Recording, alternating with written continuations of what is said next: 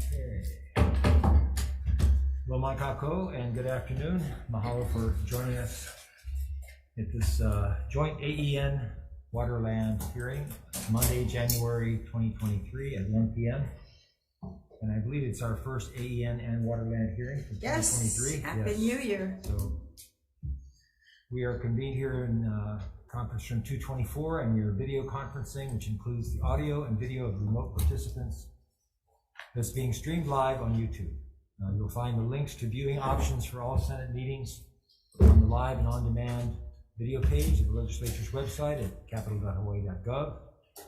And if there are any difficulties, technical difficulties, we'll reconvene to discuss any outstanding business at 1 p.m. on Wednesday, February 1st, here in room 224. And a public notice will be posted on the legislature's website. For testifiers who are joining us remotely, all testifier audio will be muted and video disabled until shortly before it's your turn to testify. And because of our 90-minute time limit for each of the AEN hearings, there'll be a 2-minute time limit for all testifiers. We'll have a virtual countdown timer on the Zoom screen, so please be aware of the timer. So before we begin, I'd like to recognize and welcome my new Vice Chair of AEN, Senator from Hawai'i Island, Senator Jim Richards, District 4, and also our new Senator, new committee member, Senator Brenton Awa. Okay, we are also glad to welcome returning Senators Linda Coit and Senator Carl Rhodes, so welcome. And we'd also like to welcome the Waterland Committee Chair, Senator Lorraine North. Would you like to introduce your members? Yes, thank you, Chair. Aloha, everyone. Happy New Year. It's our pleasure to have our committees do the people's work today. And our Vice Chair today is Senator Elefante.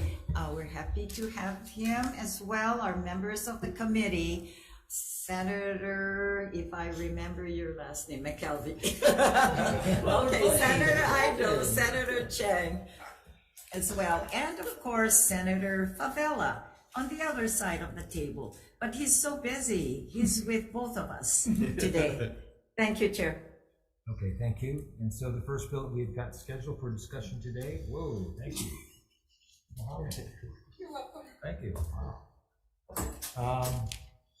First one up is Senate Bill 73 relating to ag park leases, allows the Department of Agriculture to extend the agricultural park lease of any lessee who holds a lease with a remaining term of 15 years or less, provided that the land covered by the lease is 25 acres or less and located in a county with a population of less than 500,000.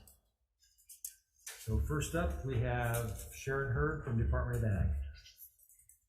Testifiers. And members will have our questions after all the testifiers in each bill. Thank you. Good afternoon. Hey, good afternoon. Aloha. Chair Gabbards, Chair Inoue, Vice Chairs, and members of the committee. The department stands on the testimony as submitted.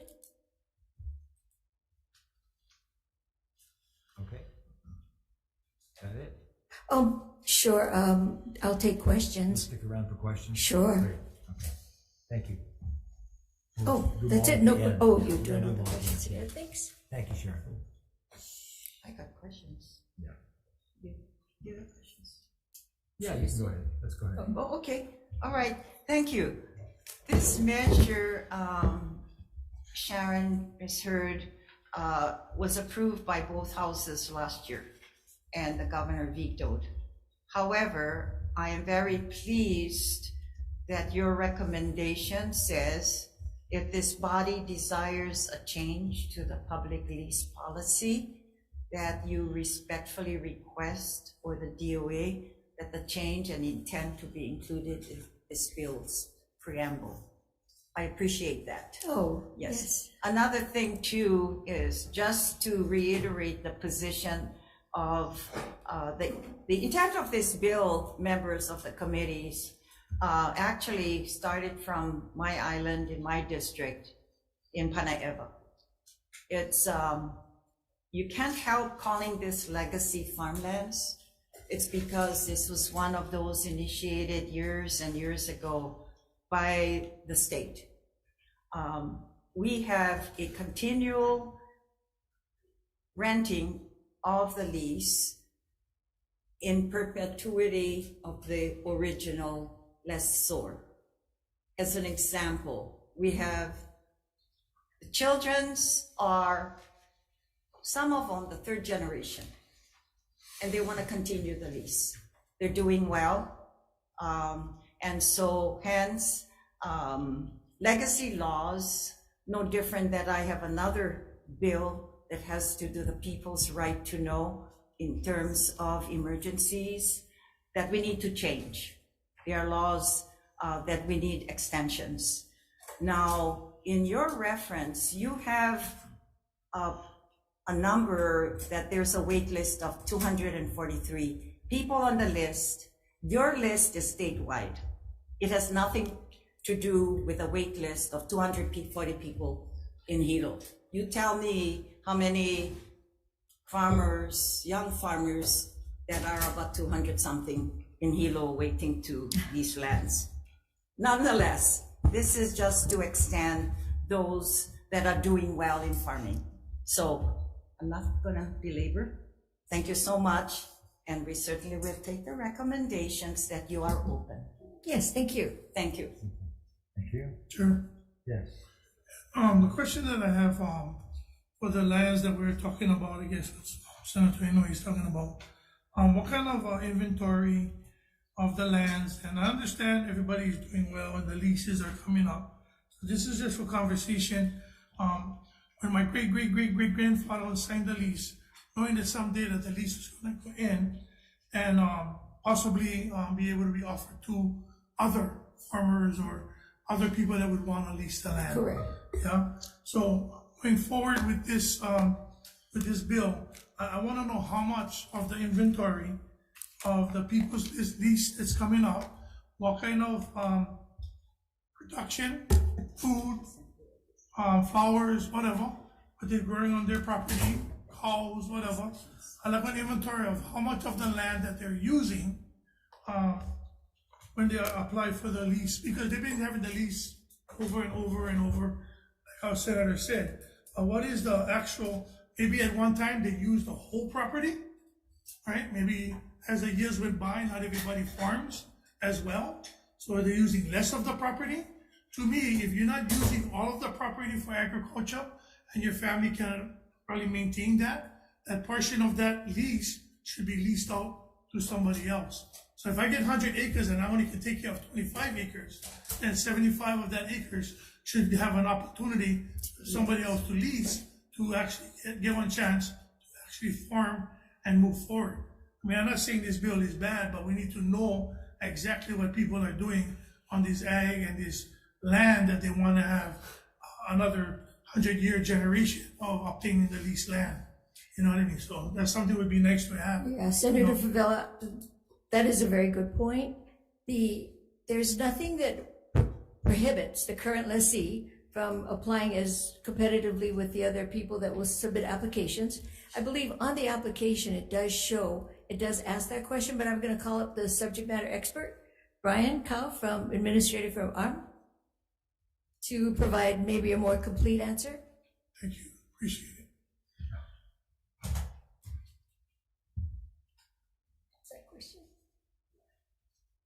Good afternoon, Brian. Good to see you. Good afternoon, Brian Cowell, Department of Agriculture, chairs, members of the committee. I'm sorry, Senator, could you rephrase the question? I'm not sure I Basically, with understood. the guys who on the lease, I understand they want to be there, and I know it's an application, but we just like know how. I mean, we know that we're hearing that they're successful in having the lease, but we would like to know either they're doing cattle, cow, papayas, or whatever they're doing on the property. Are they still using the amount of acreage that they used from their ancestors before that? And if they're not, then when they apply for the renewal of their lease, maybe they don't have to take the whole 100 acres of the lease and they can downsize. Okay, so the lot sizes are fixed. So the lots are either leased out in entirety or they're not. So we don't have the ability to take a T&K and break it up into sections to lease out a portion of it. The other comment is that we're unable to get a solid number on how many acres a tenant is currently using, because on any parcel, there's fallow lands that are intentionally fallow. So, if we were to do an inspection on any given day, half the land might be fallow, half the land might be in use, but it doesn't mean that they're not all in productive use throughout the year or throughout the years. What we can get you is a approximate number of lots that are not in production. So the whole lot is not in production, and that can be for a variety of reasons. It could be illness in the family, or financial instability, or something like that. So we can get that number to you, but like I said, it's difficult, if not impossible, to chop up a lot and say what's in use and what isn't. So then we gotta figure out how we can have an oversight for this, because some people that have the lease are subleasing it to other companies, trucking companies, other companies that's storing stuff on the property that shouldn't be there. And that's the reason why, and it's nothing to them, it's just a generation thing, yeah? Not everybody using the land like before, because they cannot make ends meet, is they're subleasing them to a trucking company or to another company. But then that's not fair to somebody who wants to use the whole 100 acres. So that's what I'm saying. So unless we have an oversight, so we can probably look at something later on and try to figure that out, because it's very important that if you get the ag land, you should be using it for what was the purpose 30, 40 years ago, and continue the legacy. I mean, that's what they should do if they're honoring their family. Thank you, Chair. Appreciate it. Thank you. Can I add to Yes. that? Just to follow up, Ryan, that just tells us that when you look at an overall ag plan, and I'm sure that we need to update our agriculture plan in our state land planning process. But I can understand Senator Favela with that question, because there are quite a number of farmers that want less farmlands, acreage, 5 acres, 10 acres, 20 acres. And so probably, I think, to assist those that are suffering, like Favela's constituent or a relative that wants to continue farming, but on a smaller scale, that perhaps when the lessor comes to you folks, then maybe you can suggest having the person apply for a lease with a smaller lot size or whatever. But this is one area that has bothered me for umpteen years, 20 years, Act 90. We need to transfer those ag lands from DLNR to support agriculture. And in areas like Senator Favela's area, unlike the Big Island that has lots of ag lands, we need to open up some of our lands that is under state control, given to those that wants to do farming. And so, hopefully, and there's another recommendation to your agency as well. We haven't done farm lots for quite some time. Yes. So anyway, thank you. Thank you. Point well taken. Thank you, Chairs. Question on your testimony. Yes. You mentioned, in follow-up to a line of questioning from Chair Inouye, on the 243 people on the list, those are people waiting to get leases with HDOA? Correct. They have it's a letter of intent that they're interested in obtaining a lease, but I should point out that this bill is for the neighbor islands only. It says 20 located in a county. Well, yes. So it's pretty much exclusive. The list is everybody. Okay. Now, as a final follow-up to that, I noticed that in your testimony you said it's every 2 years. How come that doesn't happen annually in updating the list? That's don't know. Okay. Let me ask Mr. Bryan again. We have a new incoming. Yeah. The details escape me. I'm new too, learning. so I'm curious. So I wanted to all know. right. Would you be willing? And I think to Senator Inouye's point, I think having an updated list would be helpful to know who wants to be a part of wanting to lease land from the state.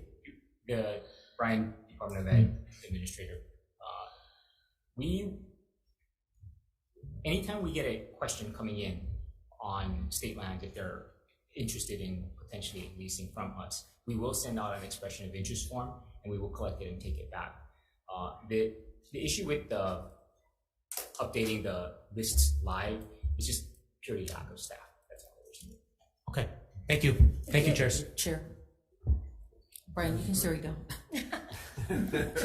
Yes, ma'am. So, I guess my question is, even with the leases as they are, I noticed that you guys put an increase in lease fees to farmers that already, you guys are increasing the lease fees. Was that the article in the paper today? Because that was I another. never see the paper today. I was Okay. too busy floating on the river with the rest of the water. Well, that's good. Well, look, I had rained. Ah, Hey. we just gotta capture them. I'm not aware of lease fee increases. I know the rents get reopened on a regular basis, and in most cases, because their reopenings are between 10 and 15 years, that the rents do go up. So I mean, I trying to figure, with us trying to support agriculture, and you know the challenges for many of the smaller guys is just trying to stay afloat. Why the increase in rents now? Exactly. Why is there an increase then in rents? Those are just the standard, the standard clauses in the rents, right? So when you get a a new lease, the first reopening is in 10 years. So the lease is fixed for the first 15 years, 15 years in most cases. And then at the end of the 15 years, there'll be a reopening to look at the current lease rent.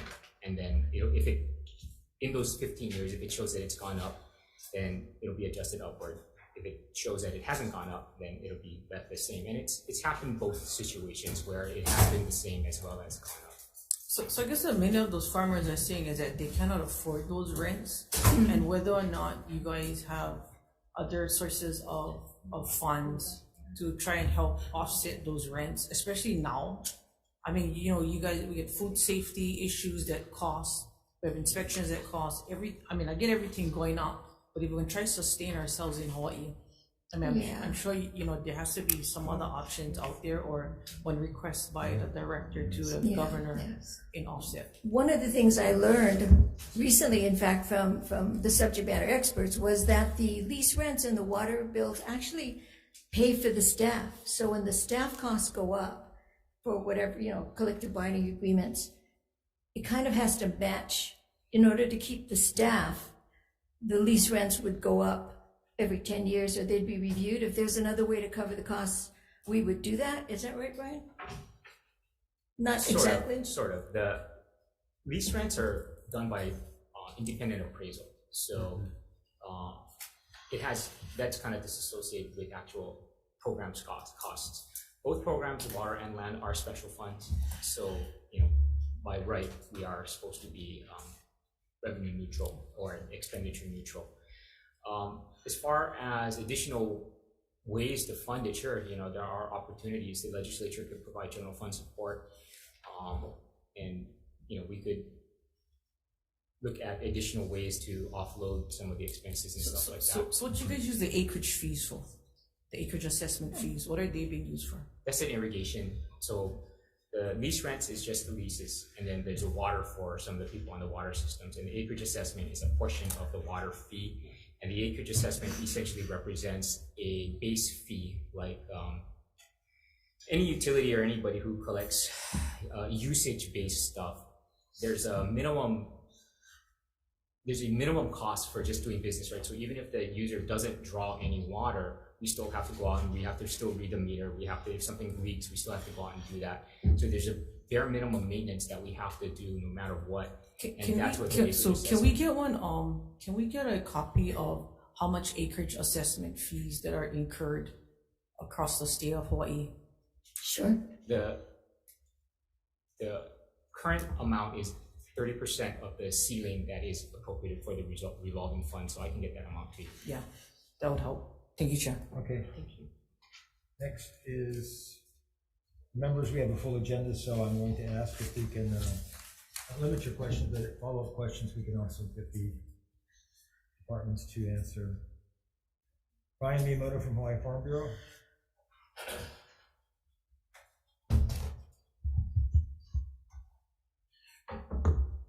Good afternoon, Chair Gabbard, Chair Inouye, Vice Chair Richards, Vice Chair Elefante, and members of the committees.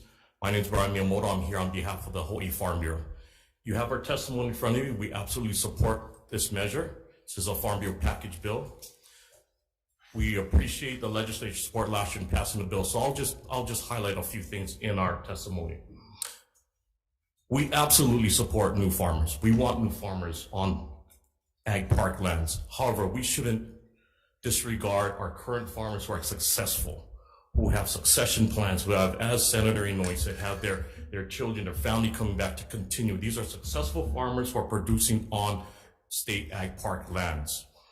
That's why we advocate for the state purchasing more agricultural lands that are privately owned, that may be developed, so that we can have more parcels available for new farmers and for farmers who want to expand who aren't on ag park lands. A question was asked about the vacancies. Our data shows with roughly 200 plus farmers that are interested in these ag park lands, a high majority are on Oahu, upwards of 70%, we believe.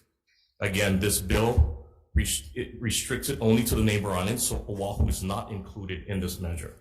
We heard some of the concerns about Oahu. This is for our neighbor island farmers, and primarily what we're looking at is our Panama farmers, whose leases are all coming up at once. And to say that they are going to move somewhere else is probably not going to happen. We're probably going to see these farms shut down. And without any assurance of continued leases, they're not going to invest in their operations. We're going to slowly see these operations close down. And I don't think that's what any of us here in Hawaii want. We want to grow the industry, not shrink the industry. You know, there was a concern by the governor, I think, that this would basically indefinitely allow our farmers to continue to farm on these lands.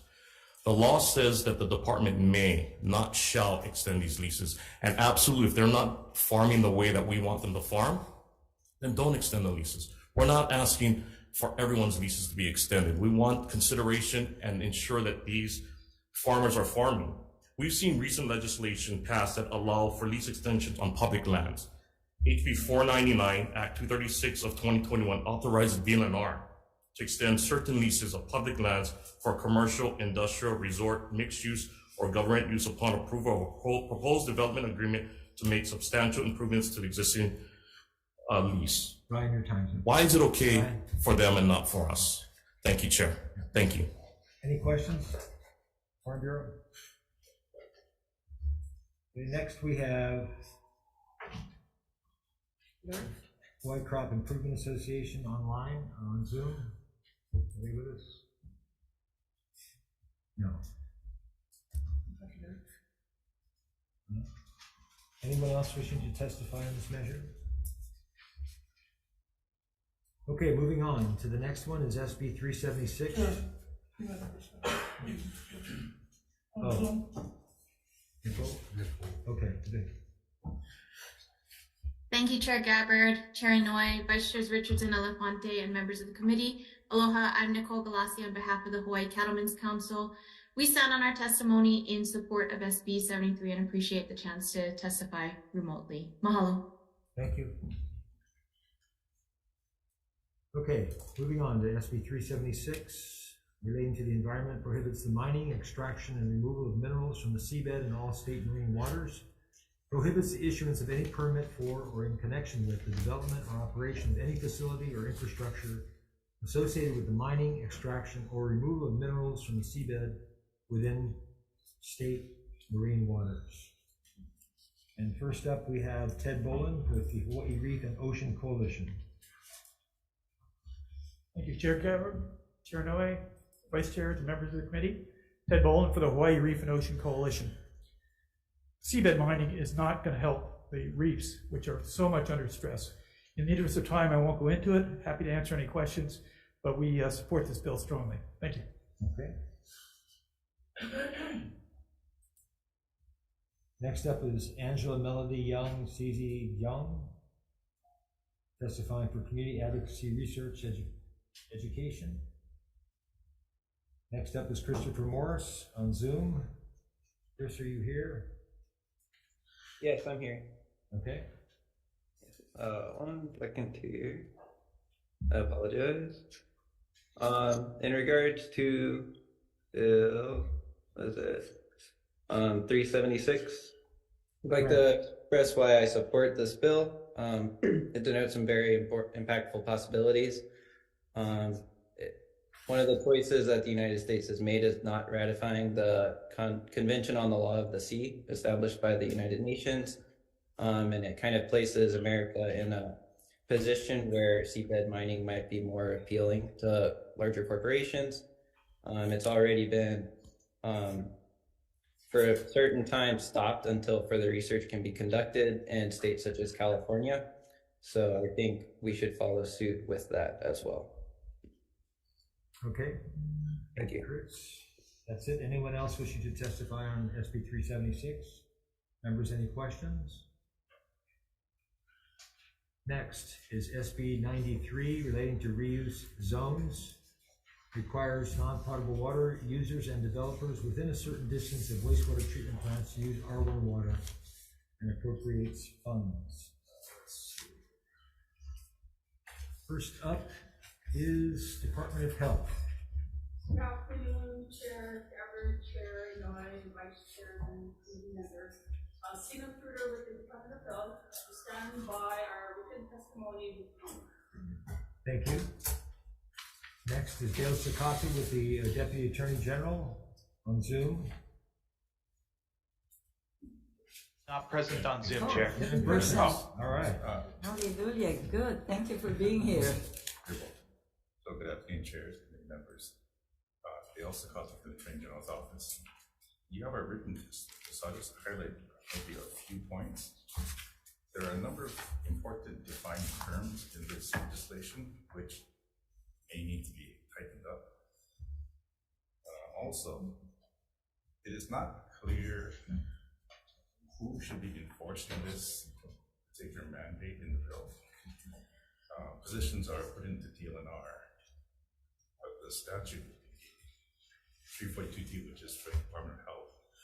So what you would have is, if there are enforcement rules that need to be written, it may not be within the same department. So that needs to be unified, perhaps. You have some language for us to use, or some recommended language? It will depend first on what is the intent. Oh, okay. Okay. Good. Thank you. Thank you. Thank you, Dave. Next is Don Chang from DLNR. Hello, Chair Gabbard, Chair Noy, committee members, Khalil Emmanuel, Deputy with the Water Commission. We stand on our written testimony offering comments and are here for any questions if you have any. Thank you. Thank you, Khalil. Thank you. Next is Ernie Lau from Board of Water Supply.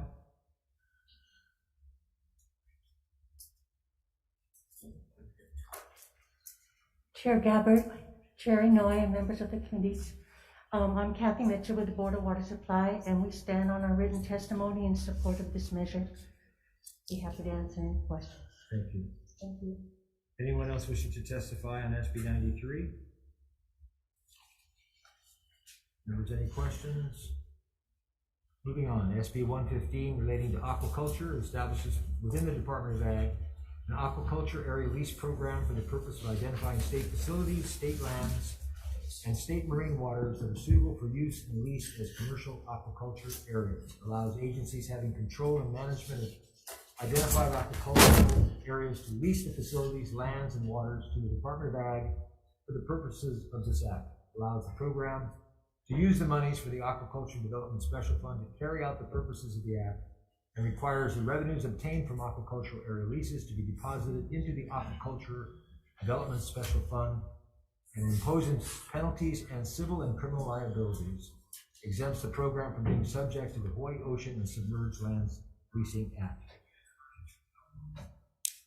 Good afternoon. Wait a second.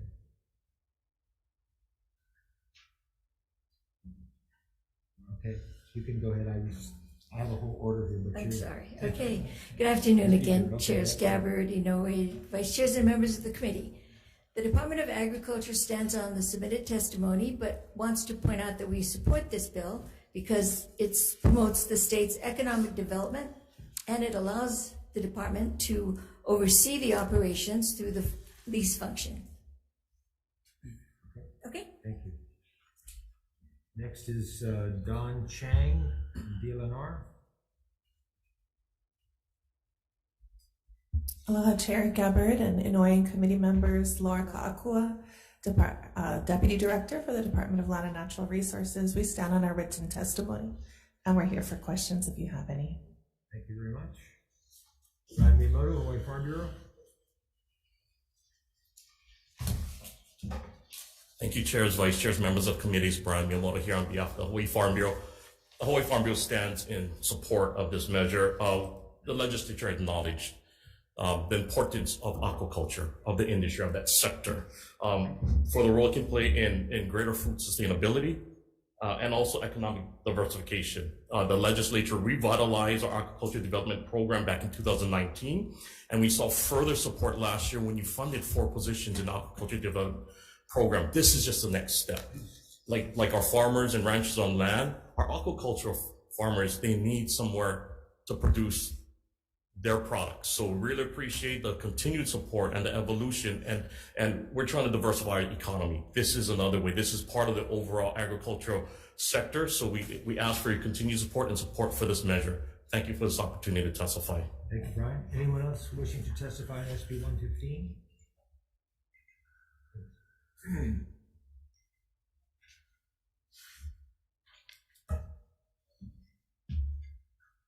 Aloha mai kako, Chair Gabbard, Chair Inouye, members of the committee, mahalo for the opportunity of coming before you. You have a written testimony that is before you. My name is Le'aloha Raki Kaluhiva, and I'm also with the Ahamoku, Ahamoku, but today I would like to testify in behalf of my own community, which is the Heia Ahapo'a. If you're familiar with the Heia nurse, it was just founded in Kaneohe Bay. And also Kaneohe Bay was also known as the Coral Gardens of Oahu. This bill to put the ban on the aquarium fisheries in Oahu was put together actually, I think, by our club and at the time Senator Gil Revere.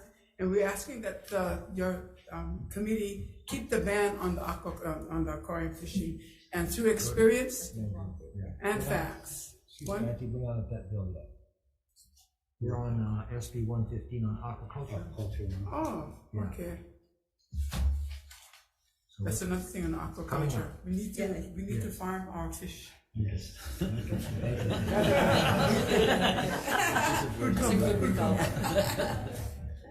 Okay, moving on to SB 4. Yes. 115? Yes. Please. Aloha, Senators. Aloha. So my name is Ron Tubbs. I'm a researcher, 8-year research degree at the University of Manoa in Hawaii here. So aquaculture is very important for the state.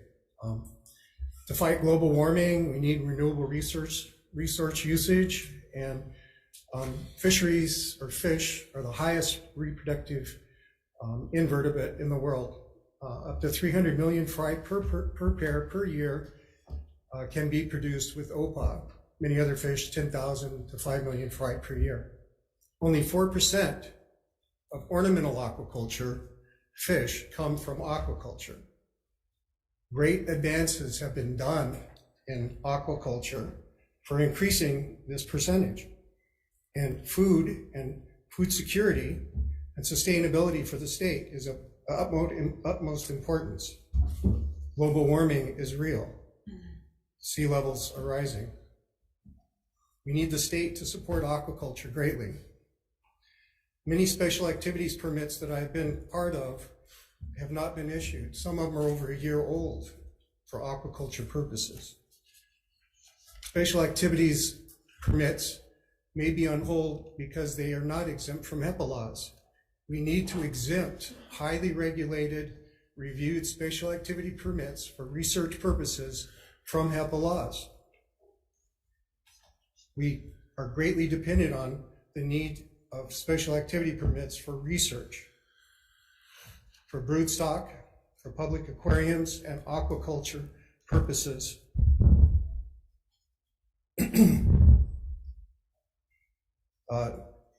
Permits need to be fulfilled quickly.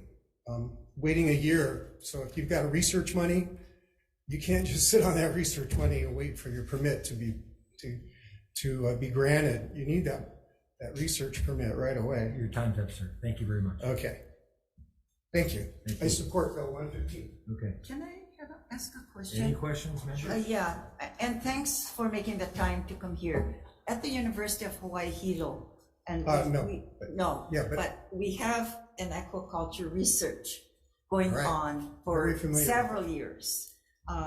So I'm actually currently involved with and they're doing a wonderful job. Yeah, with UH now, Hilo, did they special have to activities apply permit. for the HEPA laws at that time when it was started? Well, I'm not sure why DAR is Okay. not giving out the SAPs, but because of the issues with the HEPA laws, that is my guess. Are you familiar with the Kohala property with aquaculture there that's been going on? Currently, I'm part of a special activities permit for Yes. UH Hilo ornamental aquaculture. Okay. And I'm we applied wondering- for that permit a long time ago. I'm just wondering that with the research that's been going on, all of a sudden it's been very well applied and it's been ongoing. You know, the one in North Kohala. And I'm wondering why it was slowed down as well. We hear Yeah, you. this is- I think this is a good idea. There's that quite a you few people who shared would love with to the testify on a committee specific that I topic. didn't realize that there Yeah. are some other laws that, Right. you know, is just devastating industries. Thank you so Yeah, much. Thank you. Okay, moving on to SB 432 relating to designation of coral reefs as critical natural infrastructure. Designates Hawaii coral reefs as critical natural infrastructure. First up is Luke Myers from Hawaii Emergency Management Agency. Here, next is Don Chang from DLNR. Aloha chairs and committee members, Laura Ka'akua again for DLNR. We stand on our written testimony and are here for questions. Thank you. Ted Boland from Hawaii Reef and Ocean Coalition. Thank you again, Chair Gabbard, Chair Noe, and members of the committee, vice chairs. Hawaii Reef and Ocean Coalition is concerned with protecting the reefs, and I think there's little doubt that reefs are critical infrastructure. This bill would help us, I think, in the future in getting money related to emergency management from FEMA. And so I would urge passage of the bill. Thanks very much. Thank you, Ted. Thank you. Next is Angela Zion from Rescue of Animal Rights. Evelyn Eckberg is next, a student at UH Manoa on Zoom. Are you with us, Evelyn? Not present in Zoom, Chair. Thank you. Anyone else wishing to testify on SB 432? Members, any questions? Yes, I'd like to testify on 432. This is Christopher Morris. Please identify yourself. This is Christopher Morris. Okay. I'd just like to make a few quick notes in regards to coral reef infrastructure. It's clear that they're necessary for the biodiversity, tourism, and ecology, but in terms of natural disaster prevention, it's also important. They act as natural breakwalls in terms of, stopping big waves. And in Kona, as of last year, we had a pretty large storm event, which was the 10-year swell during the summer. And it kind of emulated kind of the future in an instance of global warming with higher increases in the abundance of, stronger storms, that it's really necessary to delegate these as critical infrastructure in order to kind of preemptively prevent future events of large natural disasters. Thank you. Thank you, Christopher. Okay, members, any questions? Next up is SB 505. Excuse me. 432. Yes. Yes. So I'd like to comment on coral reefs. As a fisherman for 45 years, a direct experience with the oceans. Please. Okay, yes. Ron Tubbs, researcher, University of Hawaii, research degree. And 45 years I've been going around the oceans and diving from extreme depths to shallow depths, and I have firsthand experience in a lot of areas that nobody else does. And personal observations on coral reefs, very important. It's nice to see huge areas since the 80s grow and expand in Kaneohe Bay, and the corals out there seem healthy. but that wasn't always the case. In 2014, 2015, we had a major bleaching event. Shallow corals especially were affected, including Kaneohe Bay. Kona still has issues associated with coral damage from bleaching. It's a critical natural infrastructure, and research, again, needs to be able to access corals. Special activities permits are hard to get, and we need to be able to study, propagate aquaculture corals for reimplantation into the wild.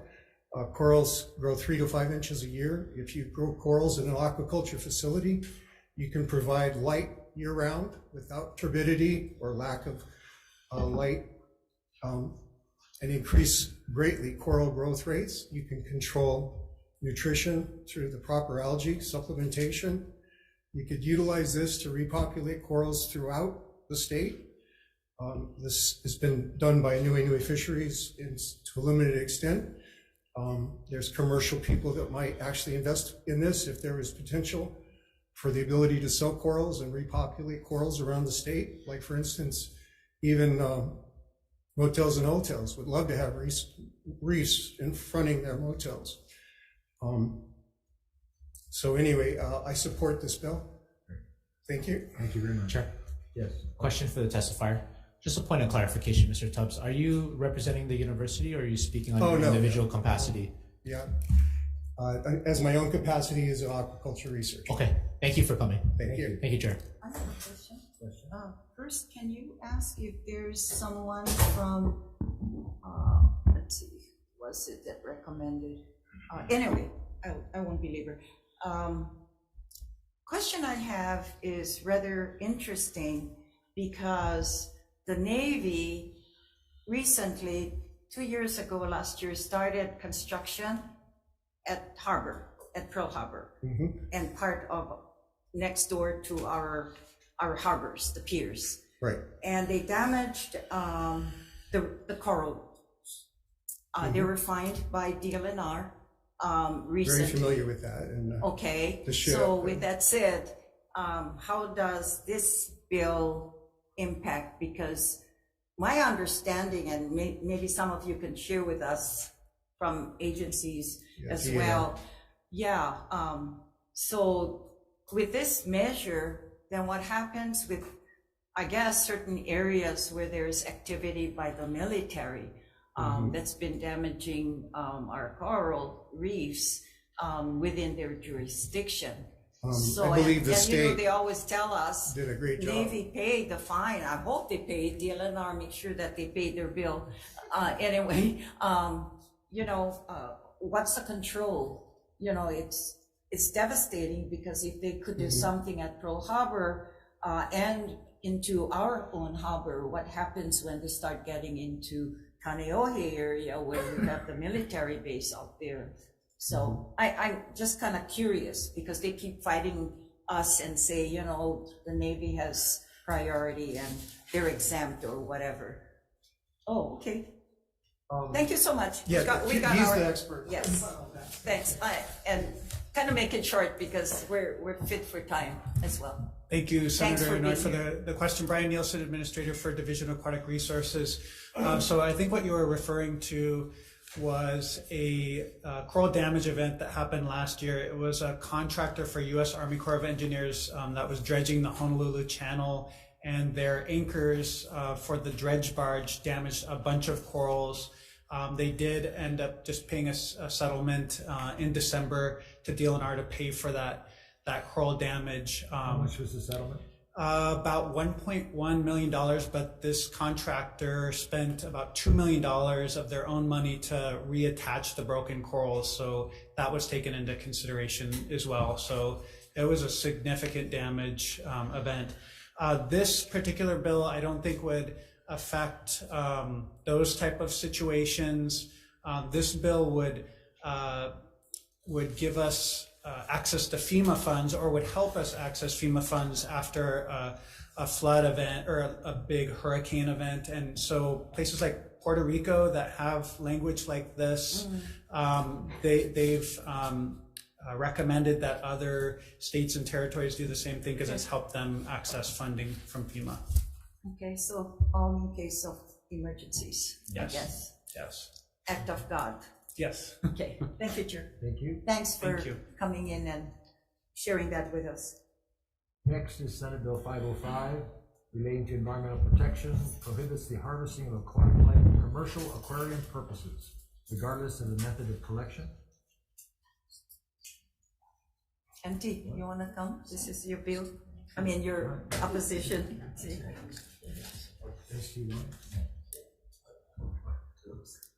Aloha mai kako, again, le aloha Rocky Kaluhiwa. I'm a rep for the state of Hawaii, but today I'm also wearing the hat of our community, the He'i'a Ahapua'a. I'm gonna just tell you, tell you a little bit of experience and factual things that's the Kaneohe Bay, why I think that you should continue the ban on the aquarium fishery. And first of all, let you tell you that my husband gave up his commercial fishing license over 20 years ago because fighting for the AEN, fighting for the conserving the reefs, he felt it was like hypocritical to continue selling things from the ocean, just stay stuck to sustainability. But I want to tell you that the Kolapuka Hawaiian Civic Club was fortunate to have grants to take our communities out free of charge on the bay, educational and cultural tours. You know, it's sad when we get letters coming back from a school. We were so happy to go on the tour. Although we didn't see any fish, it was nice to see the honu. And when you get a couple of letters like that, it tells you something. Kaneohe Bay is noted for the coral reefs of Oahu, the coral paradise. Why is that happening? Another thing happened in 2017. The Hawaii Institute of Marine Biology, in partnership with the Smithsonian, did a research. They had 90 professors came from around the world. Not all of them could speak English, but we're fortunate to help host these 90 professors. And they found that there's over 200, almost 300 unnamed specified species found in the Kaneohe Bay, found no place else in the world.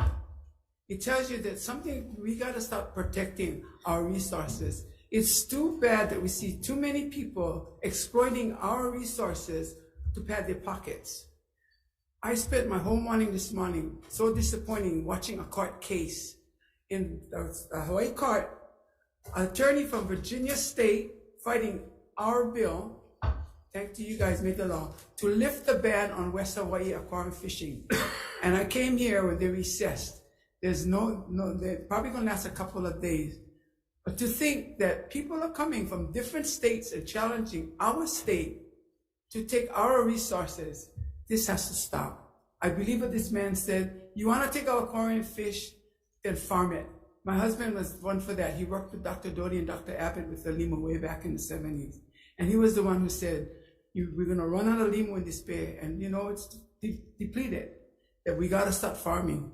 And people, what you're going to take, for every one you take, try plant 2. So if you're going to continue taking our aquaculture fishes, start farming it. And that's the only way we're going to survive. Mahalo. Thank you, Anthony. Next is Leimana Damate.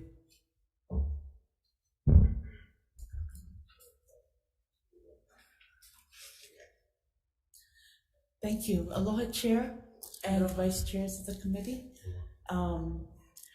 The Hawaii State Ahamoku stands in strong support of this bill.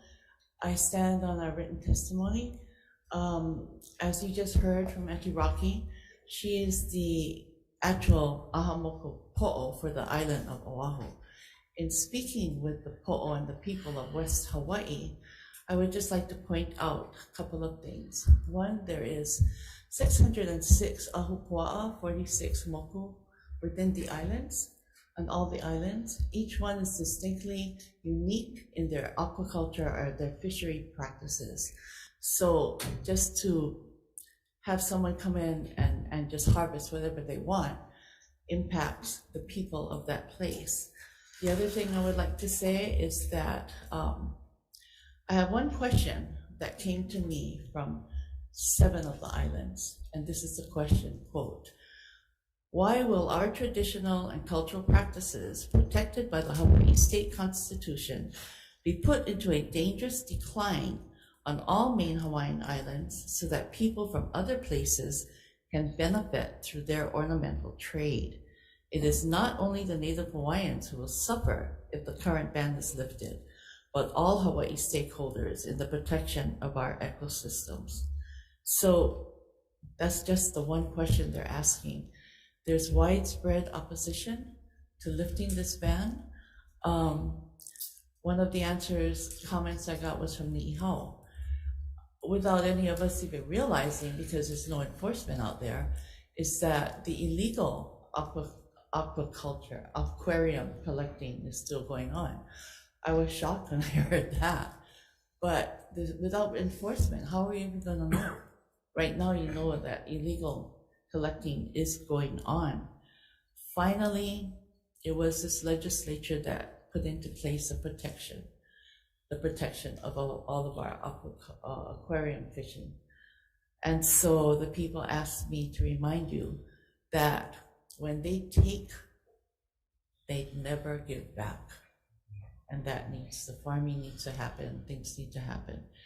I do understand that the Division of Aquatics is working on a aquarium collection West Hawaii management process.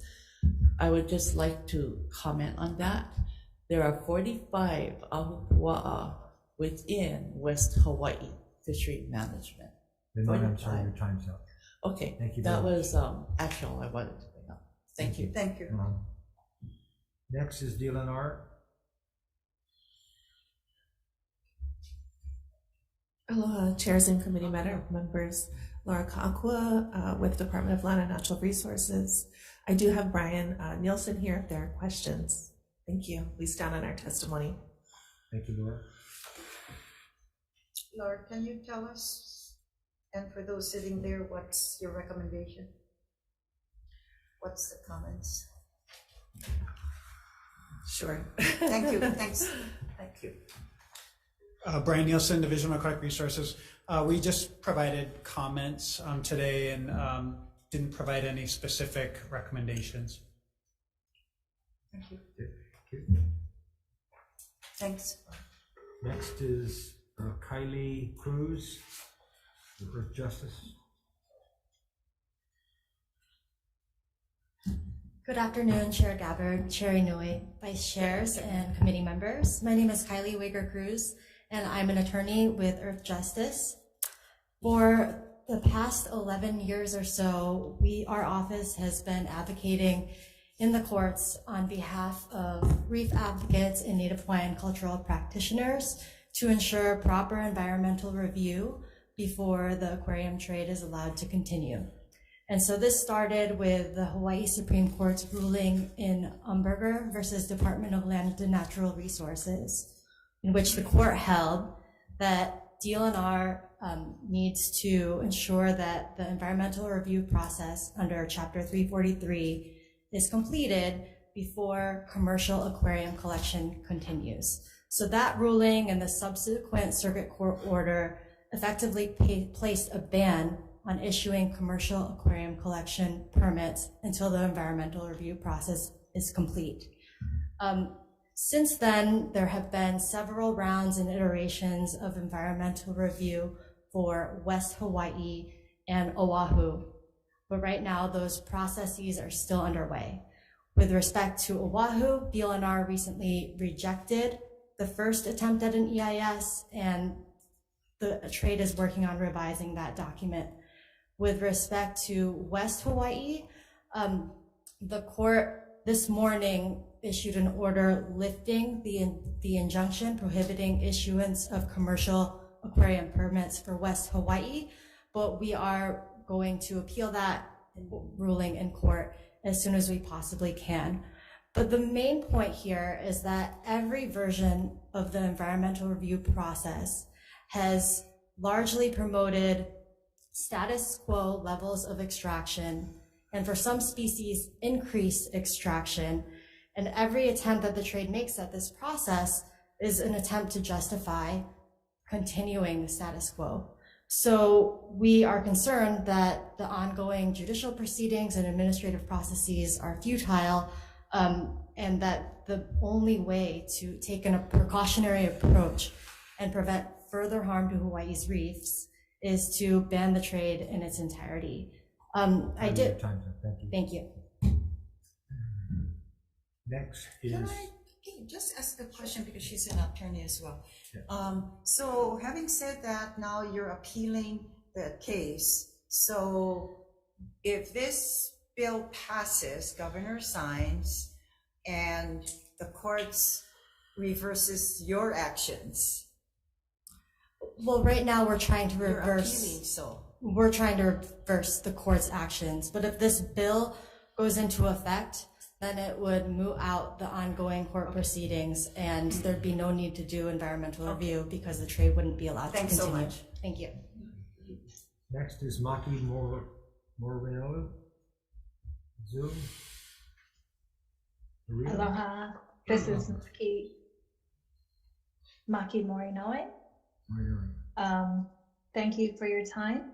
I'm here to represent Hulipac. We are in strong support of SB 505. We must prohibit the collection of aquatic life for commercial aquarium pet trade purposes with exemptions that are listed. It also allows us to be further in alignment with our subsistence fishing practices and follows the Hawaii State Constitution, a law that protects the Native Hawaiian traditions and customary rights. Today, we're asking you to support this bill to ensure we allow our bays and its coral reef to begin its process of healing. Growing up here as a multi-generation kama'aina, I have witnessed and observed the impact of this extractive behavior that places our reef's ecosystem in imbalance.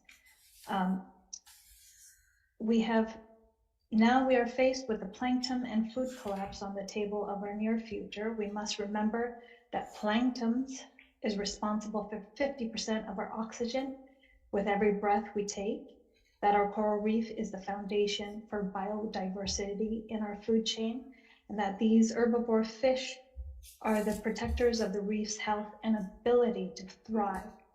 Hawaii County has gotten rid of chemical sunscreen in our store shelves in order to support regenerative possibilities for our corals in our bays.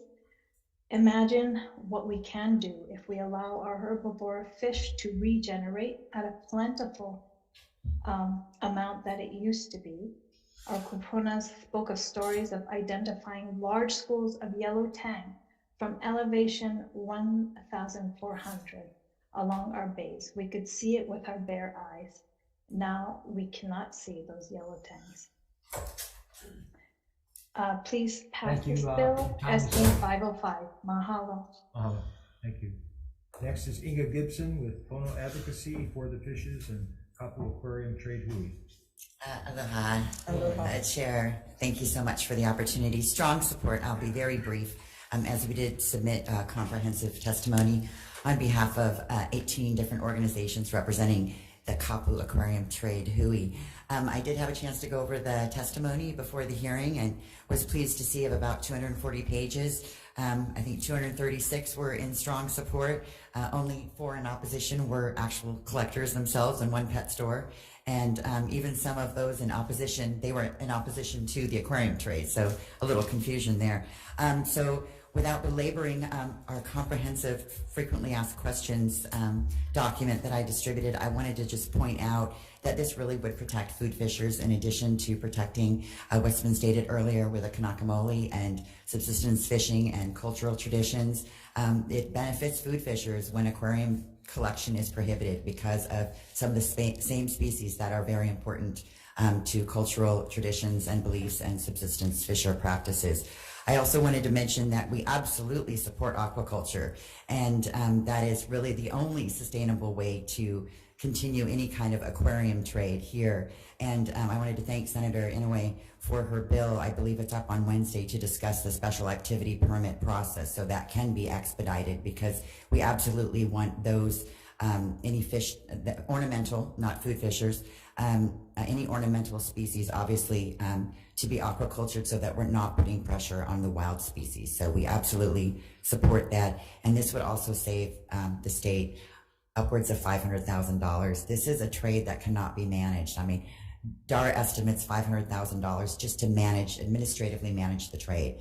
With the $100 permits and the, many GET taxes that these folks have been reporting, we're looking at about $24,000 economic benefit to the state, and countless loss of cultural resources, and these animals, many of which are of course endemic, only found in Hawaii. So strong support and happy to answer any questions. Mahalo. Thank you. Next is Ron Tubbs on Zoom. Ron, he was here earlier, yeah. Next is Kim Koch on Zoom. Kim with us? And next is Mike Kati. Yeah, hello. Here's Kim. Hey, I apologize. And we are without power and internet right now, so I ask you bear with me. Aloha, chairs and senators. I thank you for allowing me to testify today. Unfortunately, many of the others that opposed this bill were not as fortunate getting testimony in with the downside. I feel this bill should be at a minimum deferred to ensure due process is given to citizens this bill wants to put out of business. These fishers are currently out of business due to a court ruling requiring the environmental review. It's the first fishery to be subject to this HEPA process, and if you refer to DAR discussions at the board meeting, probably the only fishery that could survive the EIS process under this scrutiny. Opposing this bill today does not change the fact the fishery is still closed. We can sit here and discuss fish populations, regulations, and management, but at the end of the day, you all have an agency tasked with that, and I would implore you to ask DAR about the fishery before making a rushed, uninformed decision to put an industry out of business and your constituents. The ironic point today is the rest of the agenda is populated with fishery management and enhancement bills. It's ironic that the most regulated, understood, and managed, currently closed fishery in the state is being heard for a ban bill. Let that sink in. If you support management, then you should support this fishery and oppose this ban. With the last few seconds, I would like to point out that all of these folks testifying today were part of the EIS process. They gave testimony, they submitted documents, questions, concerns, they participated in the cultural impact statement and had their voice heard and implemented. And that's how we have the reduction in proposal. They are unhappy with the court-ordered completion of the HEPA process, so now they want to ban in another way. Everything they request, the fishery has done. There is no status quo. It's only opposing the fishery. We have a total allowable catch, a white limit, limited fishing areas, possible limited entry. Every single thing that you could possibly implement has been implemented on this fishery. All species on the proposal have shown increasing populations over 20 years. Kim, Kim, your time's up. Thank you very much. Thanks. Thank you for your testimony. Ron, we called your name. Come up. That's fine. Time to wait. So aloha again, senators. So my name is Ron Tubbs, and thank you for your time on this subject. Anyway, I'm a former aquarium fisherman. Here are my comments on Senate Bill 505. So first off, finally, the opposition is saying that it's due to the value of the ocean. And I don't see any PhD or researchers. I see lawyers who've been paid off and tourist groups who have something to gain profitability from having this fishery closed. There's 21 PhD, the leading researchers in the state, who came out in a letter in support of the fishery because it is sustainable. And they said, if you look at the science, the fishery is sustainable. We need this fishery, okay? And it's not all about money. I like giving back, okay? I try to help researchers. I have for many, many years. So, Reese, the $500,000 that they say costs annually to manage the fishery, well, most of that money is because of the opposition. It cost the state millions and millions of dollars. First off, West Hawaii, the 30% closure was closed not due to fishery issues or sustainability issues, but due to user conflict. This is all about user conflict. Make no mistake. The user conflict led to not only the closure of the 30% of West Hawaii, but also the $5 million in every 5 years for studying the fish counts. And what did the fish counts show? Populations increased greatly in the millions before the fishery was closed down 7 years ago in West Hawaii. Anyway, we need sustainable, highly renewable resources. And global warming is an issue. Herbivores are an issue. And I've got something to say about that. There's called deep refuge theory. It's only the shallow species that are being greatly affected. And anti-Rocky, we've already voted to give up Cave Bay. We know that bays and estuaries and nearshore fisheries are under high stress. Your time's up, Ron. Thank you very much for your testimony. So we want to work with the state. Okay. Thank you very much for your time. Thank you. Mike Nakachi.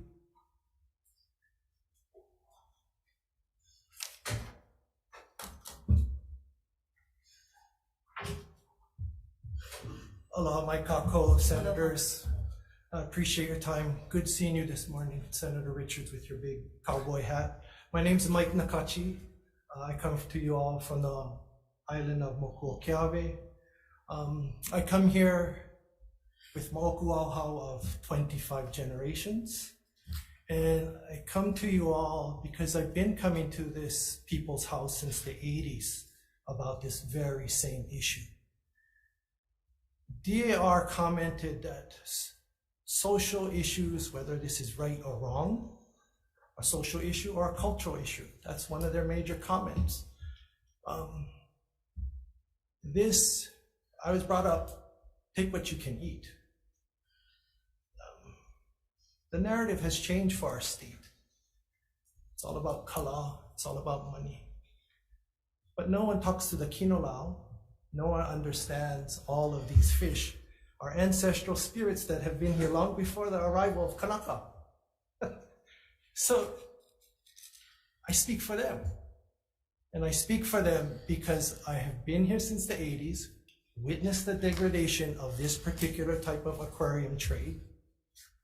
All it is for hobby, to take our fish, pluck that pakuikui, pluck that lauipala, put it in a tank, put it somewhere in Boston, and that's not their home.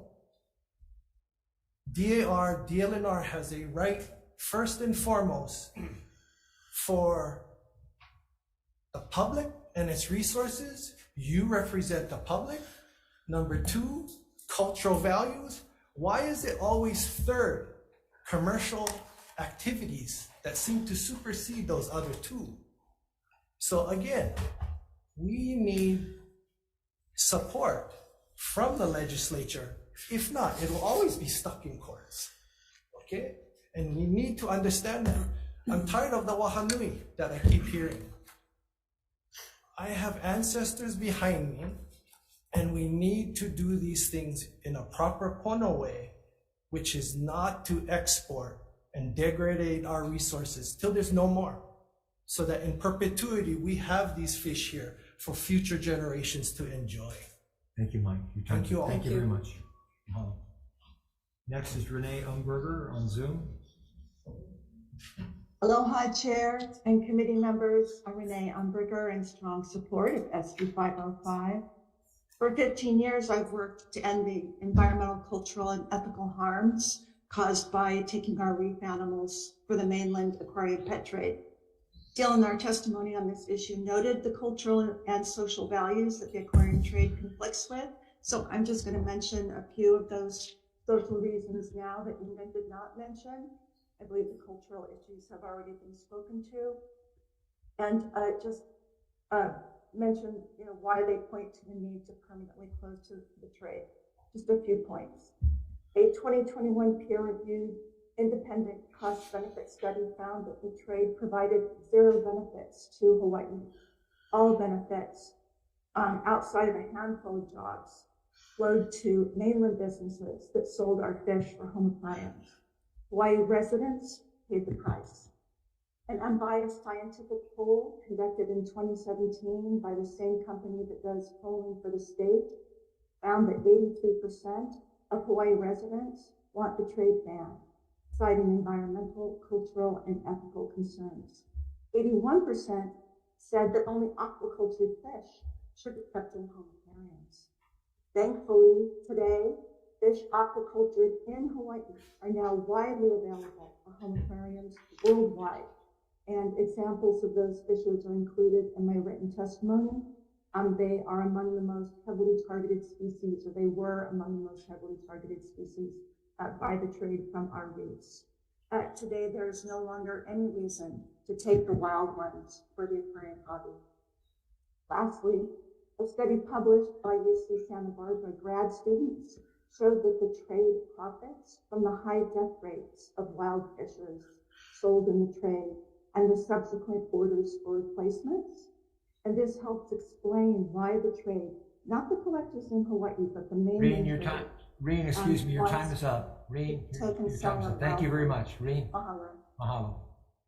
Anyone else wishing to testify? Bruce?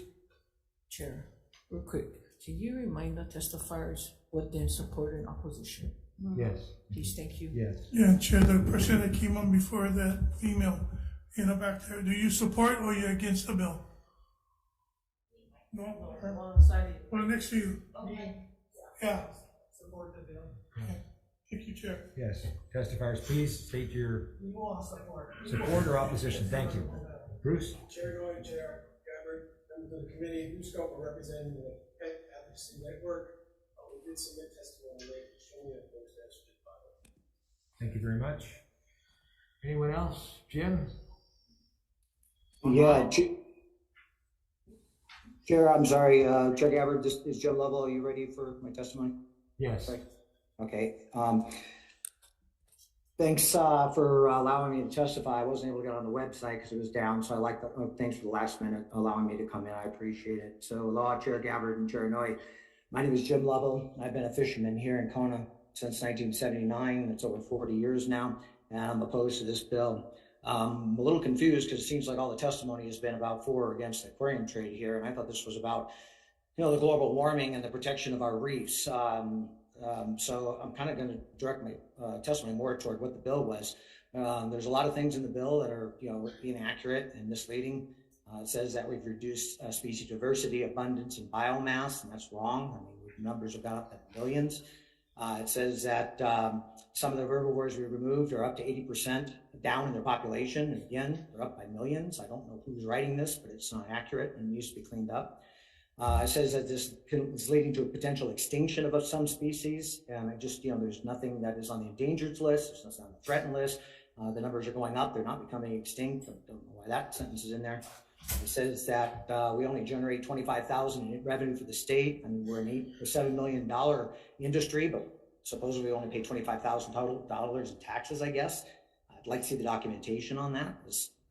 Who's saying that? It says they want to prohibit commercial collection of reef wildlife in order to protect the reefs.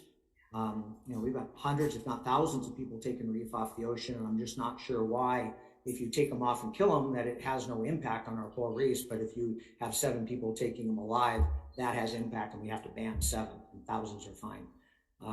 You're talking about protecting the reef. You've got over 1,000 people a day in Kahaluu, gallons of sunscreens, hundreds of people trampling the reef.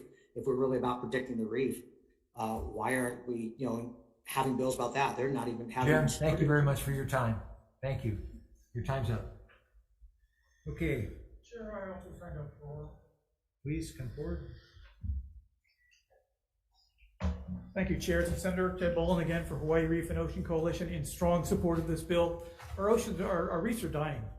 They're dying largely because of climate change, but we need to help them wherever we can. And one way we can help them is by not taking fish, especially herbivores, that help clean the reef off of the reef. So this bill is necessary in order to protect our reefs. Thank you for the opportunity to testify. Thank you, Ted. Anyone else?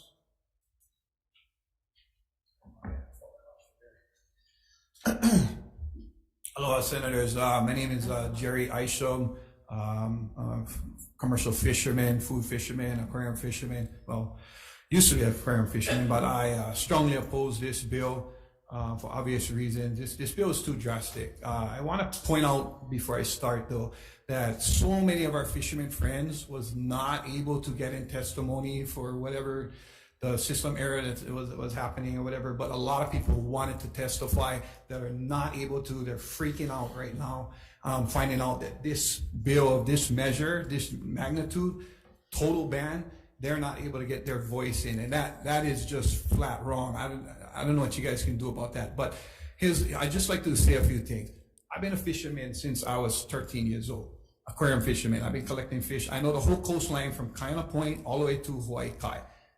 90% of the people in this room telling you that normal fish don't even dive our waters, okay? But they're telling you normal fish. And the reason for that is because what they gonna tell you? I don't like what they're doing. They gotta say something wrong with the ocean. Otherwise, you're not gonna listen to them, right? We need to just measure. My point is that we cannot ban the fishery today. We were forced to do an environmental impact study, which some of us had devoted our life savings that we had left to finish up and get our permits back, because we know the resource is sustainable. The DLNR has all the data. They have over 30 years of data. Ask them. I don't even know what they can tell you, but I do know that they have the data. That's why they've always supported the fishery, but they have data. The emotion side is nuts. Where we only listen to emotion. Now, I'm not going to say emotion is not important. People have the right to their feelings. I get that. But when you talk about putting people and losing their livelihood, like two of my friends that is now houseless in Waianae at the boat harbor because they lost their right to catch aquarium fish because that's what they grew up to be, and all of a sudden they had to find out that they had to do an environmental impact study that we've been doing. That's wrong. To me, that's just wrong. Everybody here today in opposition, most of them, their life is good. Good for them. I'm happy for them. Okay, so I'll just like to summarize real quick. So, Appreciate it. Thank you. Okay. Moving on to SB 507. Still have one more. We have one more, please. Well, chair members, committee members, thank you for having me. My name's Eric Minnick. Strong opposition of this bill. I think it's unfair to do a total shutdown. There's a lot of controversial practices in our state, in our country, in the world. Shutting something down completely is a very drastic measure. All for regulation, all for doing it the right way. I think there is a right and wrong way to do aquarium collecting. When I was taught how to collect aquarium fish, I was taught to do it the right way. Only take what you need. That's why I dive deep. I go down to 200 feet to catch fish. There's a lot safer ways to catch fish in the shallows, but I don't want to take too many fish. So I only take a few deep water, expensive fish. I also heard that aquarium collectors are only about taking and not giving back. I don't think that's true. I'm a fireman. That's my real job. I give back every day to this community. But unfortunately, we live in a place that's very expensive. I have to supplement my income somehow. I'm trying my best. Please don't let the last few years of all of our work trying to get an EIS passed go to waste. Please at least think about this. And if we do want to regulate the aquarium fishery, I'm all for it. Please don't just shut it down. Thank you for your time. Thank you very much. Take a brief recess.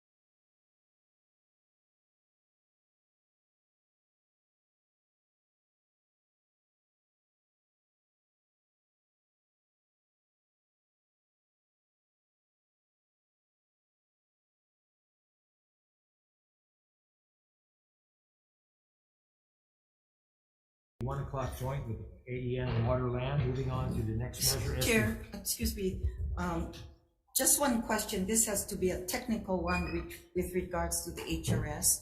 So just one question, because I'm reading a portion of the bill and it does say, and maybe Earth Justice or DAR or DLNR can answer. This measure says the purpose of the act is to prohibit the harvesting of aquatic life for commercial aquarium purposes, regardless of the method of collection. I can understand that, but it also says this act is intended to allow the following practices to continue. So my question is, anybody out there, it's issuance of special activity permits may continue pursuant to section 187A-6 HRS. Somebody can, DLNR, or can you explain what is the, what permit can continue? What is 187A-6? Only the technical part. I believe that's our special activity permit. So we can still issue permits to harvest for research, for collection of broodstock, for educational purposes. Oh, okay. I think that's it. All right. Okay. All right. Public aquariums, yeah, educational purposes. Okay, all right, thanks. Quick question, Chair. Okay. So Brian, you know, we've looking at this aquatic harvesting and stuff. I know that if we don't manage things properly too, we end up with what we're ending up like axis deer. What is the difference? Because I mean, you can have over aquatic too and mismanagement of that. So how do you justify a bill such as this not to manage those resources properly?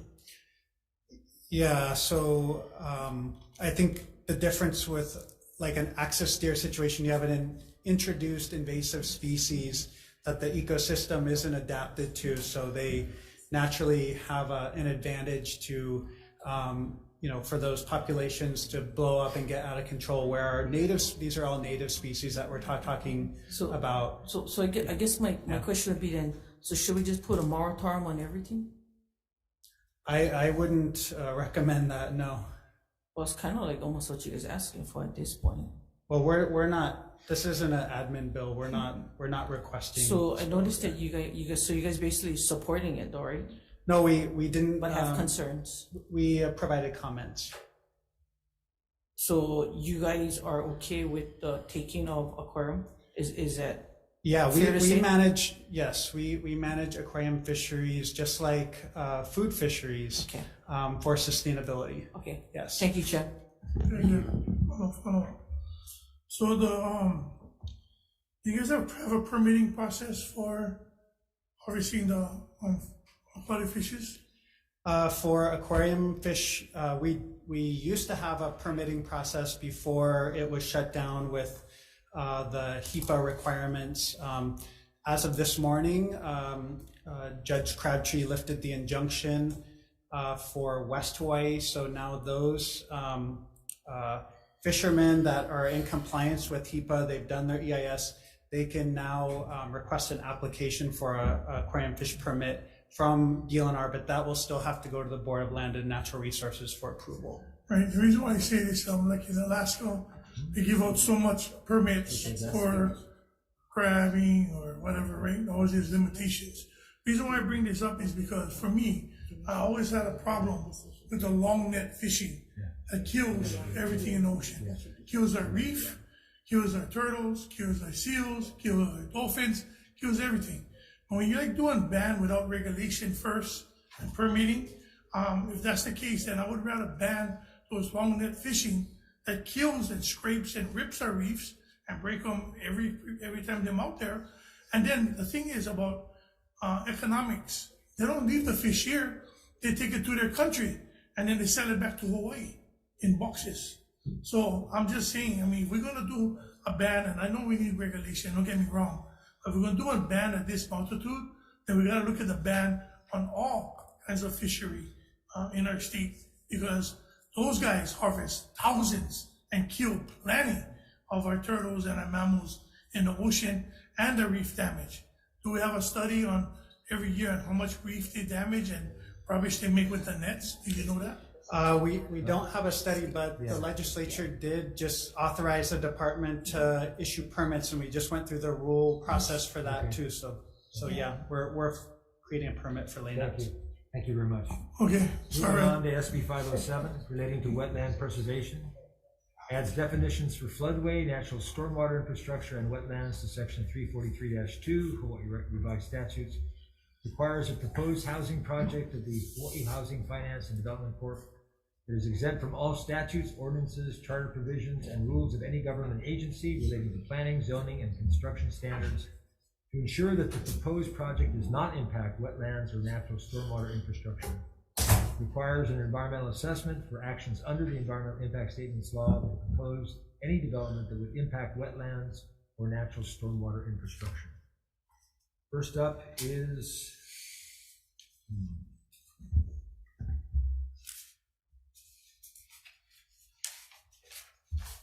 we don't have anyone. Anyone want to testify? We have no one signed up for this one.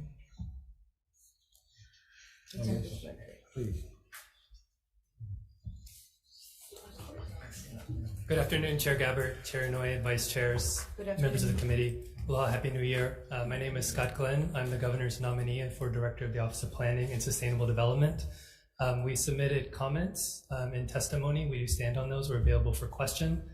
We emailed them in yesterday with the computer fiasco, so I'm not sure if you received them or not, but I can distribute copies get copies for you if you need them.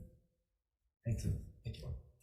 Comments were in support or amendments or what? Comments noting some of the complications of the language of the bill. Oh. If you'd like, I could expand on it or. No, that's fine. Thank you. Okay. And next is SB 86 relating to food sustainability. Requires the Department of Ag in coordination with the Office of Planning and Sustainable Development to prepare and periodically update the state ag functional plan to include other ag economic updates, including seafood sustainability that expand the state's priority on food, including wild seafood as a viable food source. It requires the governor to submit the plan to the Ledge prior to the regular session of 2025. Okay, let's see. And first up is Ryan Miyamoto from the Farm Bureau. Thank you, chairs, members of the committee, and observers at the time. I'll try to be quick on the rest of our testimony. We do support this measure. It has been, the last time the state ag functional plan was updated in 1991. That's before I was born. That's a long time ago. Somebody laughed? If I may read, I have the functional plan here. It looks like it's typewritten. Okay? It says, the State Agricultural Functional Plan sets forth the policies, programs, and projects for implementing the agriculture and agriculture-related objective policies and priority guidelines contained in the Hawaii State Plan. For agriculture, the two fundamental objectives to be achieved are, 1, continued viability in Hawaii's sugar and pineapple industries, and 2, continued growth and development of diversified agriculture throughout the state. We still have sugar and pineapple here. We grow sugar for value added. We still grow pineapple on at least 3 islands. We're not saying we shouldn't support that, but number 2 is more important. So it's been a long time. If those are the 2 top priorities, and number 1 being sugar and pineapple, maybe it is about time that we update our state functional plan for agriculture. Thank you for this opportunity to testify. Okay, thank you. Scott Glenn, OPSD. Aloha, Chair Scott Glenn, Office of Planning and Sustainable Development. We submitted testimony with support, supporting the intent and comments. I'd just like to add to it for the record that we're willing to work with the Department of Agriculture. We understand there are multiple bills proposing an update to the Agricultural Functional Plan, some asking OPSD to lead, some asking Department of Agriculture to lead. We're willing to work with Department of Agriculture regardless, and look forward to working with the legislature and figuring out the best path forward. Thank you. Thank you very much. And then I'll turn it over now to Chair Inouye for Water Land. Okay, next up is SB 84, and this is relating to sustainable food systems. And this establishes the Food System Working Group within the Office of Planning and Sustainable Development. Stockland? Chair, we stand on our testimony. Okay, thank you. Department of Ag? We might have been skipped on 86. May I have an opportunity to testify on 86? Sure. Okay. Thank you. Chairs, members of the committee, the department has comments and concerns. The concern for Senate Bill 86 is that the department has purview over net pen and farm-raised seafood, and that's because of the management component. We're able to control the environment. Wild seafood is another matter. Wild seafood is not considered manageable. In fact, USDA does not consider wild seafood as in the definition of agriculture. The other, we have two recommendations. The recommendation is that seafood sustainability be redacted from this bill because it's until we have a time to do the research and collect the data on the wild seafood and what seafood sustainability would entail. The recommendation is to take that off of the plan for now, and then the final recommendation is to allow the governor to present the plan to you in 2026. Give us enough time to collect the data that's required for the functional plan. Thank you. Oh, all right, you may be seated then, Sharon. Okay. SB 84, your testimony. Well, hello Oh, yes, you again. have a- I do. We offer a comment that the department looks forward to being a part of this group, but with the same comment that was mentioned by Director Scott Glenn earlier, that the plan needs to be updated and we need some time to work together with the other groups. Okay. University of Hawaii, Anna Resort. All right. Oh, I'm sorry, Anna. No, I'm right. Proceed. Aloha, Chair Inouye and Gabbard and Vice Chairs Elefante and Richards and the rest of the committee members. My name is Ania Wieczorek and I'm the Intern Dean for College of Tropical Agriculture and Human Resources. And establishing of a sustainable food system workforce is really our first step in bringing together a wide spectrum of society to really address our needs here in Hawaii when it comes to our food production in holistic fashion. So for that reason, I'm standing by our written in support of SB 84. Thank you very much. Thank you, Anna. Nicole Galassi. Thank you, Chairs, Vice Association of Cattlemen's Council. Go ahead. Proceed. Thank you, Chairs, Vice Chairs, and members of the committee. Aloha, Nicole Galassi on behalf of the Hawaii Cattlemen's Council.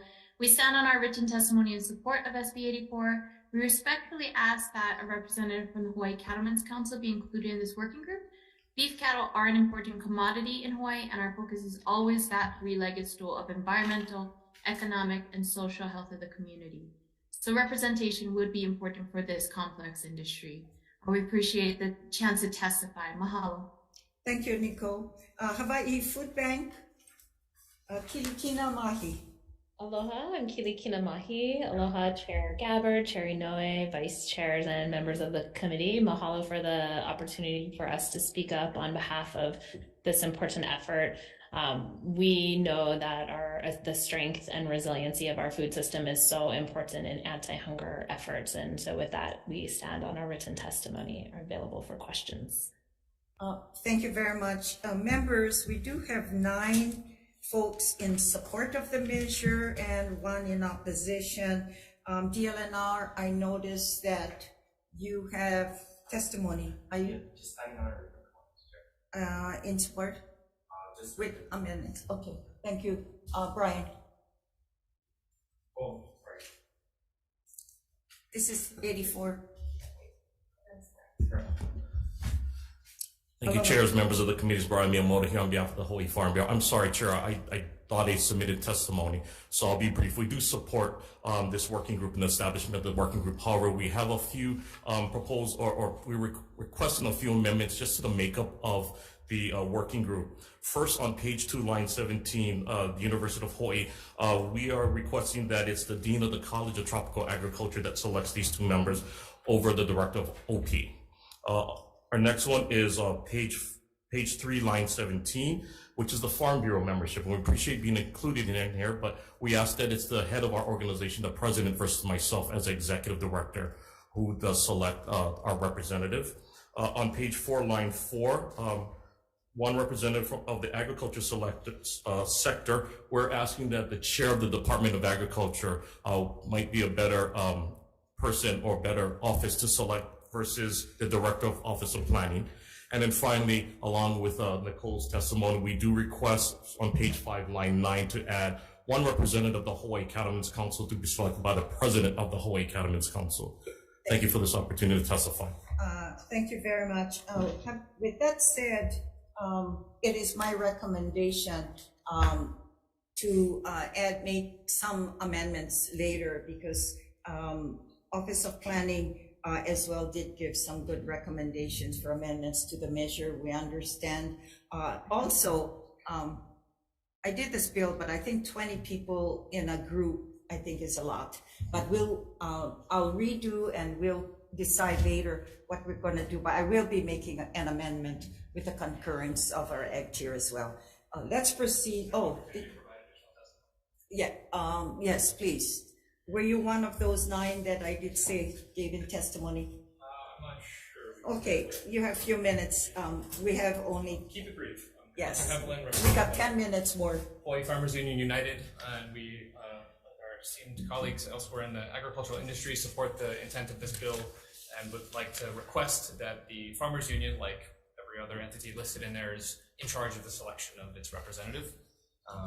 As well as just to highlight that there is a related bill, SB 420, I believe, being heard later this week, with a similar intent with a slightly different design, that I believe the original drafters are pursuing that as the preferred vessel to move forward with the session.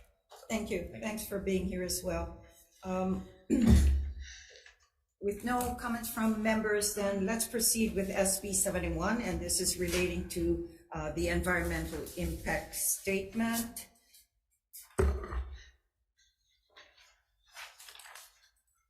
And this has to do with wells in the Department of Agriculture. DLNR.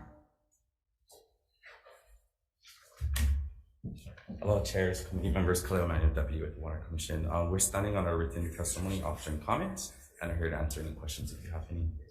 Thank you. Thank you. OP, Scott Mann. Chair, we're standing on our written testimony with comments. Thank you. DOA, Department of Ag. We stand on our written comments and ready for questions. Thank you. Farm Bureau, Brian. Thank you, Chair. The Hawaii Farm Bureau will stand on its written testimony in support of this measure. Okay, there are Sierra Club. Wayne, are you there? Yes, hi. Okay, proceed, Wayne. Okay, thank you. Good afternoon, Chair Inoue, Chair Gabbard, Vice Chairs, members of the committees. This is Wayne Tanaka on behalf of the Sierra Club of Hawaii. We submitted written testimony in opposition to this measure.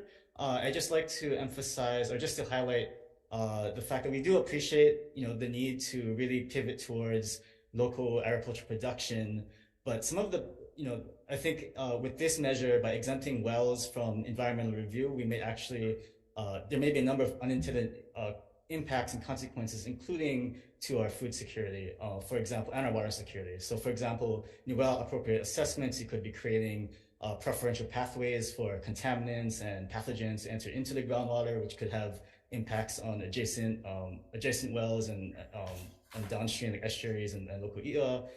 You could also have other impacts associated with well drilling and construction that could, again, impact farming operations in the broader region. And so there are mechanisms for well uses and development that aren't impactful to be actually exempted from 343. So we would encourage folks to look towards those opportunities rather than having a wholesale exemption from our environmental review law. Happy to answer any questions. Thank you very much. Thanks, Wayne, but you understand this bill is only to support agriculture and food production, yeah? But anyway, nonetheless, this is for a specific purpose. And the chair's intent on this is also to make some amendments to this measure as well. We did we received two other opposition from, was that you? David Smith? Another David Smith. And Gerard Silva, who's back. For those that don't know, David Gerard Silva opposes every bill in all of legislature. So he's back. Okay, having said that, yes. Okay, so we are over time. I'd like to make an announcement as far as for AEN. The 2 o'clock agenda for today, that was Senate Bill 99, 506, and 114. We're going to move that to Friday, February 3rd.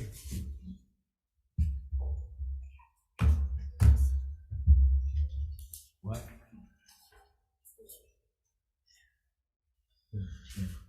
Oh, at 2 p.m., is that right?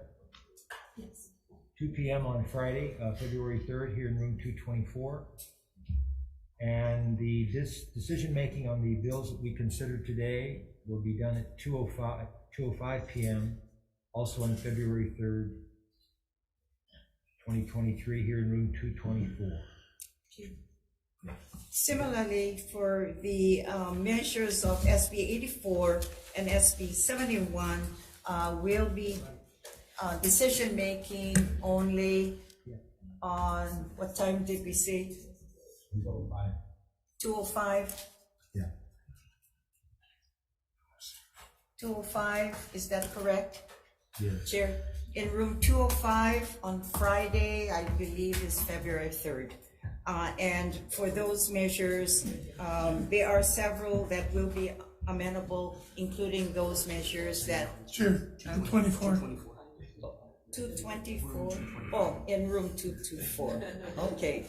Okay. All right. You good? Thank you very much. Thank you very much.